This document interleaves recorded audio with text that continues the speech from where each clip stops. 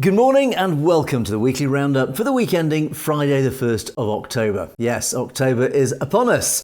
And just a reminder not to forget to subscribe to make sure you're alerted the moment our regular reports are released with the latest economic news and stock market content. Also, just a reminder about our app, the Atlantic Capital Markets app that you can download onto your phone. And this app gives you a whole host of useful functionality if you're interested in the markets and want to keep abreast of what's happening both out there in the world and indeed of your own trading positions. In the meantime, any questions, please just pop them in the comments section below. We'd love to hear from you. Let us know the sort of things that you'd like to be hearing in these regular reports. And finally, we invite you to follow our free stock market reports on tech stocks, banking stocks, and IPOs using the link in the description below.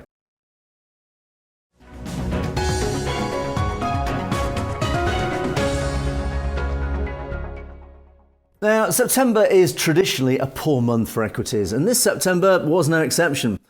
A number of risks have been building across the month, and even so this week, resulting in panic selling across the equity markets. Treasury yields have been steadily climbing following last week's FOMC. The Fed suggested that it could start tapering bond purchases later this year. Yields hit a 3-year high, prompting a rotation out of tech. The Nasdaq slumped by 4% just this week and is down over 5% in September. Concerns over slowing growth in China, a global energy crisis, supply chain bottlenecks, a labour market issue without end, and stubbornly high inflation have all dragged that sentiment down. Central bankers, including the Fed Chair Powell and the Bank of England's Andrew Bailey, have said that high inflation might last longer than initially anticipated. Furthermore, the Fed is considering tapering bonds whilst these headwinds are affecting the economy, making investors, of course, pretty nervous. The S&P dropped 3.3% this week and is down 4.7% across the month. The Dow trades down 2.7% this week and overall this month down 4.2%. And here in Europe, the DAX traded down 1.7% lower on the week and 3.6% down on the month. The FTSE has managed to outperform its peers, actually gaining 0.5% this week, but however that is because of the weaker pound more than anything else. The pound slumped this week, creating a beneficial exchange rate for the multinational firms on the FTSE 100.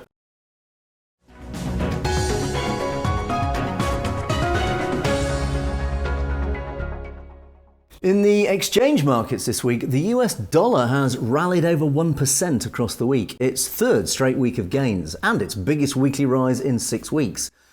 The US dollar rallied, tracing Treasury yields higher and, of course, on safe haven flows, given the plethora of risk that the market is now facing.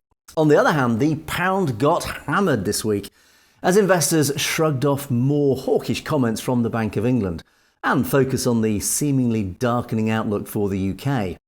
Supply chain concerns, labour shortages and no petrol at the pumps sparked panic selling of the pound. Similarly, the euro also fell, in fact over 1.1% versus the greenback, its fourth straight week of losses, taking the euro to its lowest level in a year. The euro has mainly come under pressure on central bank divergence, as the ECB are tending to be more dovish compared to the Fed.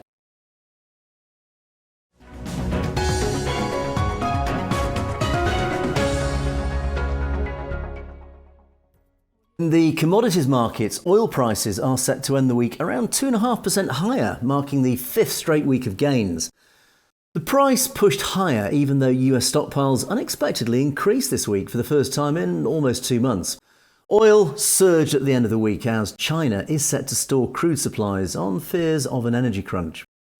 Meanwhile, gold is set to end the week mildly higher after 3 consecutive weeks of losses.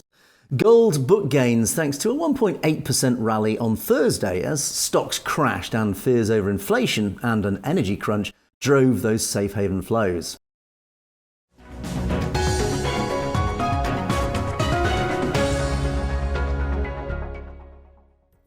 In the stock markets here in the UK, the transport firm Go Ahead plunged 16% this week after the government stripped it of its South Eastern rail franchise. Now, the government took control of the franchise after the company made financial errors to the tune of £25 million. Now, the franchise actually only had a few weeks left to run, but the financial results were delayed, upsetting investors. Also, not a good week for Boohoo, who tanked 15% so far this week, its sixth straight week of declines. The online fashion retailer boasted soaring sales. However, it downgraded its profit forecast for fiscal 2022 due to rising freight costs in its supply chain and wage inflation at distribution centres. Tech stocks in general have had a tough week. Over in the US, Adobe sank over 7% through the week despite reporting record revenues in the third quarter and an upbeat outlook. Whilst earnings per share came in at $3.11 versus $3 expected, and revenue was $3.94 billion versus $3.89 billion forecast. However, recurring revenue, a closely watched metric, barely reached the street's forecast. And that is it for the week. As always, thanks very much for watching. Please don't forget to subscribe. Don't forget that app, of course. Get it downloaded right now. And if you have any questions, as I said earlier, just pop them in the comment section below. We do love to hear from you. In the meantime, from all of us here at Atlantic Capital Markets, have yourself a great weekend.